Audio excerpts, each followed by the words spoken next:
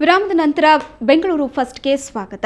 ಆ ದಂಪತಿಗೆ ಒಬ್ಬನೇ ಮಗ. ಆತ ಪ್ರತಿಷ್ಠಿತ ಕಾಲೇಜೊಂದರಲ್ಲಿ ಸಿವಿಲ್ ಇಂಜಿನಿಯರಿಂಗ್ ವಿದ್ಯಾರ್ಥಿಯಾಗಿದ್ದ. ಇವತ್ತು ಆತ ಕಾಲೇಜ್ಗೆ ಹೋಗೋ ಅವಸರದಲ್ಲಿ ದಾರಿ ಮಧ್ಯೆ ರಸ್ತೆ ಅಪಘಾತದಲ್ಲಿ ಮೃತಪಟ್ಟಿದ್ದಾನೆ. ಏಕಮೇವ ಪುತ್ರನನ್ನ ಕಳೆದುಕೊಂಡ ಈತನ ತಂದೆ ತಾಯಿ ದಿಕ್ಕು ತೋಚದಂತಾಗಿದ್ದಾರೆ.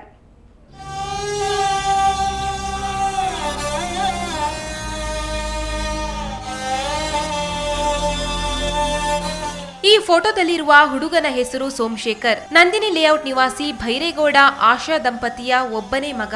ಅಂಬೇಡ್ಕರ್ ಎಂಜಿನಿಯರಿಂಗ್ ಕಾಲೇಜಿನಲ್ಲಿ ಸೆಕೆಂಡ್ ಸೆಮಿಸ್ಟರ್ ಓದ್ತಾ ಇದ್ದ ಸೋಮಶೇಖರ್ ಕಾಲೇಜಿಗೆ ಹೋಗುವಾಗ ಅಪಘಾತವಾಗಿ ಅಸುನೀಗಿದ್ದಾನೆ. ಲಗ್ಗೆರೆ ಬ್ರಿಡ್ಜ್ ಸಮೀಪ ಹಿಂದಿನಿಂದ ಬಂದ ಕ್ಯಾಂಟರ್ ಸೋಮನ ಬೈಕಿಗೆ ಡಿಕ್ಕಿ ಹೊಡೆದಿದೆ. ಸೋಮನ ಪ್ರಾಣಪಕ್ಷಿ ಸ್ಥಳದಲ್ಲೇ ಹಾರಿ ಹೋಗಿದೆ. ಇಲ್ಲಿ ರೋಡಲ್ಲಿ ಟ್ರಾಫಿಕ್ ಜಾಸ್ತಿ ಇರೋದ್ರಿಂದ ಆ ಕಡೆಗೆ ಕ್ರಾಸ್ ಮಾಡೋಕೆ ಆಗ್ತಾ ಇಲ್ಲ. ಹಾಗಾಗಿ ಎಲ್ಲ ಬೆಳಗ್ಗೆ 8ರಿಂದ 10 ಗಂಟೆವರೆಗೂ ಸ್ವಲ್ಪ ಟ್ರಾಫಿಕ್ ಜಾಸ್ತಿನೇ. ಆಗ ಫ್ಯಾಕ್ಟ್ರಿಗೆ ಹೋಗೋರು, ಗಾರ್ಮೆಂಟ್ಸ್ಗೆ ಹೋಗೋರೆಲ್ಲ ರೋಡ್ ಕ್ರಾಸ್ ಮಾಡಬೇಕಾಗುತ್ತೆ. ಇದೇ ರೋಡ್ಗೆ ವ್ಯವಸ್ಥೆ ಮಾಡಬೇಕು. ಟ್ರಾಫಿಕ್ ಪೊಲೀಸ್ನವ್ರ ಇದ್ರ ಬಗ್ಗೆ ಸ್ವಲ್ಪ ಗಮನ ಹರಿಸಬೇಕಾಗಿದೆ. ಪೀಣ್ಯ ಸಂಚಾರ ಪೊಲೀಸರು ಪ್ರಕರಣ ದಾಖಲಿಸಿಕೊಂಡು ಮೃತದೇಹವನ್ನ ಎಂಎಸ್ ರಾಮಯ್ಯ ಆಸ್ಪತ್ರೆಗೆ ಸಾಗಿಸಿದ್ದಾರೆ. ಅಶ್ವಥ್ ಎಸ್ಎನ್, ಕ್ರೈಮ್ ಬ್ಯೂರೋ, ಸುವರ್ಣ ನ್ಯೂಸ್ 24/7. ಕುಡಿದು ತಲೆ ಒಡೆದುಕೊಂಡ, ಗಾಯಗೊಂಡು ಸ್ಪಂದನ ಆಸ್ಪತ್ರೆ ಸೇರಿದ. ರಾತ್ರಿ ಚೆನ್ನಾಗಿದ್ದ, ಬೆಳಿಗ್ಗೆ ಪ್ರಾಣ ಬಿಟ್ಟಿದ್ದ. ದುರಂತ ಅಂದ್ರೆ ಪ್ರಾಣ ಕಳೆದುಕೊಂಡವನ ಕಣ್ಣುಗಳು ಮಾಯವಾಗಿದ್ವು. ಇದರಿಂದ ಸಿಟ್ಟಿಗೆದ್ದ ಸಂಬಂಧಿಕರು ಪ್ರತಿಭಟನೆ ನಡೆಸಿದ್ದಾರೆ. ವೈದ್ಯರು ಮಾತ್ರ ಪೋಸ್ಟ್ ಮಾರ್ಟಂ ರಿಪೋರ್ಟ್ ಬರಲಿ, ಎಲ್ಲವೂ ಗೊತ್ತಾಗುತ್ತೆ ಅಂತಿದ್ದಾರೆ.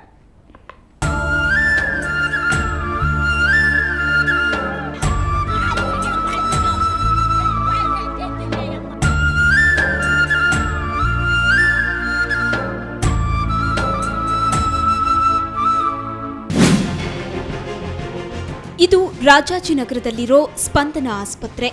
ಪೊಲೀಸರು ಸೂಕ್ತ ಸಮಯಕ್ಕೆ ಬರ್ದೇ ಹೋಗಿದ್ರೆ ಈ ಆಸ್ಪತ್ರೆಯ ಕಿಟಕಿ ಗಾಜುಗಳು ಪುಡಿಪುಡಿಯಾಗಿರ್ತಿದ್ವು.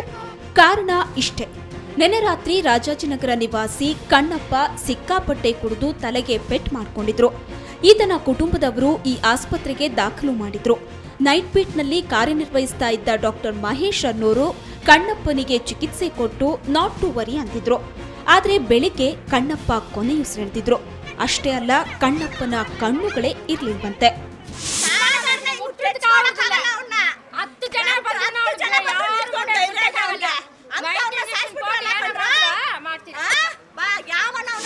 ಆಸ್ಪತ್ರೆ ವಿರುದ್ಧ ಮೃತರ ಕಡೆಯವರು ಪ್ರತಿಭಟನೆ ನಡೆಸಿದ್ರು. ಸಂಬಂಧಿಕರ ಆರೋಪಗಳಿಗೆ ಉತ್ತರಿಸಿರೋ ಸ್ಪಂದನ ಆಸ್ಪತ್ರೆ ಪೋಸ್ಟ್ ಮಾರ್ಟಂ ರಿಪೋರ್ಟ್ ಬರಲಿ, ಎಲ್ಲವೂ ಬಹಿರಂಗವಾಗಲಿದೆ, ತಮ್ಮದೇನೂ ತಪ್ಪಿಲ್ಲ ಎಂದಿದೆ. ಅದು ಏನು ಬೇಕೋ ಅದ್ರ ಬಗ್ಗೆ ಇನ್ವೆಸ್ಟಿಗೇಟ್ ಮಾಡಲಿ. ಅದು ಪೋಸ್ಟ್ ಮಾರ್ಟಮ್ ಕಳಿಸುತ್ತಲ್ಲ, ಅದ್ರಲ್ಲಿ ಏನು ನಿರ್ಧಾರ ಬರುತ್ತೆ, ನಮಗೂ ಯಾಕೆ ಆಗಿದೆ ಅಂತ ಅರ್ಥ ಆಗಲಿಕ್ಕೆ ಸರಿ ಹೋಗುತ್ತೆ. ಹಣ್ಣು ಆ ಥರ ತೊಗೊಂಡು ಇನ್ನೊಬ್ರಿಗೆ ಹಾಕ್ಲಿಕ್ಕೆಲ್ಲ ಲಾಸ್ ಎಲ್ಲ ಅಲೋ ಮಾಡಲ್ಲಪ್ಪ, ಅದರಿಂದ ಯಾರಿಗೂ ಪ್ರಯೋಜನ ಆಗಲ್ಲ. ಒಟ್ಟಾರೆ ರಾಜಾಜಿನಗರ ಪೊಲೀಸ್ ಠಾಣೆಯಲ್ಲಿ ಪ್ರಕರಣ ದಾಖಲಾಗಿದೆ. ವಿಕ್ಟೋರಿಯಾ ಆಸ್ಪತ್ರೆಯಲ್ಲಿ ಶವ ಇಡಲಾಗಿದೆ. ಅಶ್ವಥ್ ಎಸ್ಎನ್, ಕ್ರೈಮ್ ಬ್ಯೂರೋ, ಸುವರ್ಣ ನ್ಯೂಸ್ 24/7 ಬೆಂಗಳೂರು.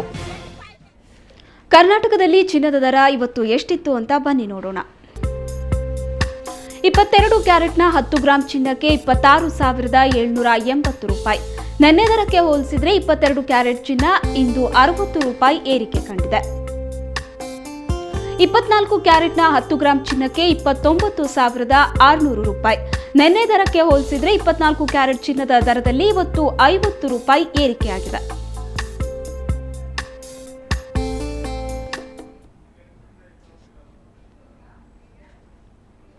ಕೂಡಲೇ ಲೋಕಾಯುಕ್ತರನ್ನ ನೇಮಕ ಮಾಡುವಂತೆ ಆಗ್ರಹಿಸಿ ಭ್ರಷ್ಟಾಚಾರ ನಿರ್ಮೂಲನಾ ವೇದಿಕೆ ಇವತ್ತು ನಗರದ ಟೌನ್ ಹಾಲ್ನಲ್ಲಿ ಪ್ರತಿಭಟನೆ ನಡೆಸಿತು. ಕಳೆದ 6 ತಿಂಗಳಿಂದ ಲೋಕಾಯುಕ್ತ ನೇಮಿಸುವಲ್ಲಿ ಸರ್ಕಾರ ವಿಫಲವಾಗಿದ್ದು, ಈ ಕೂಡಲೇ ಒಬ್ಬ ದಕ್ಷ ವ್ಯಕ್ತಿಯನ್ನ ನೇಮಕ ಮಾಡುವಂತೆ ಒತ್ತಾಯಿಸಿದ್ರು. ಜೊತೆಗೆ 12 ಲಕ್ಷ ಎಕರೆ ಸರ್ಕಾರಿ ಭೂ ಕಬಳಿಕೆಯಿಂದ ರಾಜ್ಯ ಸರ್ಕಾರ ಕೋಟ್ಯಾಂತರ ರೂಪಾಯಿ ನಷ್ಟ ಅನುಭವಿಸ್ತಾ ಇದ್ದು, ಈ ಬಗೆಗಿನ ಬಾಲಸುಬ್ರಹ್ಮಣ್ಯನ್ ವರದಿಯನ್ನ ಸರ್ಕಾರ ಕಡೆಗಣಿಸ್ತಾ ಇದೆ ಅಂತ ಆಕ್ರೋಶ ವ್ಯಕ್ತಪಡಿಸಿದ್ರು.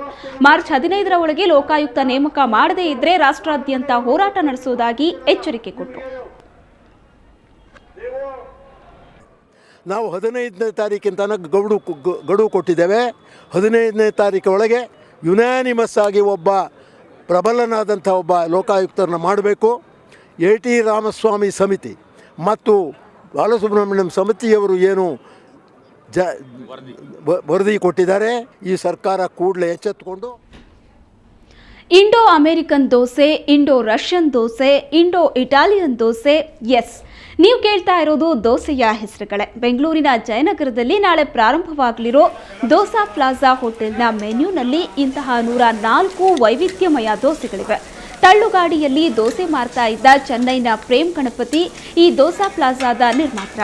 7 ದೇಶಗಳ ಸಾಂಪ್ರದಾಯಿಕ ರುಚಿಗಳನ್ನು ದೋಸೆಯೊಂದಿಗೆ ಸಮೀಕರಿಸಿ ಹೊಸ ಪ್ರಯೋಗ ಮಾಡಿ ಪೇಟೆಂಟ್ಗಳನ್ನು ಪಡೆದ ಖ್ಯಾತಿಯು ಇವರ ಬೆನ್ನಿಗಿದೆ.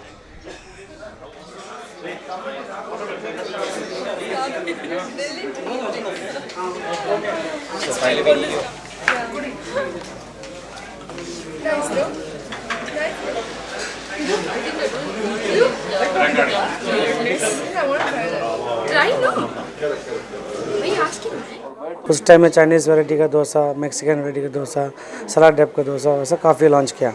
तो काफ़ी फेमस होने के बाद मैंने धीरे धीरे उसको एक्सटेंड करता गया. तो कस्टमर का काफ़ी इनोवेशन था, कस्टमर का आइडिया था, उसके हिसाब से हमने काफ़ी उसके अंदर नया वैरायटी उनके हिसाब से लॉन्च करते हम लोग यहाँ तक आया. ಚೈನೀಸ್ ನ್ಯೂಡಲ್ಸ್ನ ದೋಸೆನಲ್ಲಿ ಮಿಕ್ಸ್ ಮಾಡಿದ್ರೆ ಹೆಂಗಿರುತ್ತೆ ಅದನ್ನು ಇನ್ವೆನ್ಷನ್ ಮಾಡಿ ಟ್ರೇಡ್ ಮಾರ್ಕ್ ಮಾಡಿ ಪೇಟೆಂಟ್ ಮಾಡಿದ್ದಾರೆ, just like A formula. So ಇದು ಗಣಪತಿ ಅಂತ ಬ್ರ್ಯಾಂಡ್ ಓನರು ಅವ್ರು ಮಾಡಿ ತುಂಬ ಸಕ್ಸಸ್ ಆಗಿ dosa plaza world wide success ಆಗಿರೋದು. ಅದು ಇವಾಗ ಕರ್ನಾಟಕನಲ್ಲಿ ಬರ್ತಾ ಇದೆ.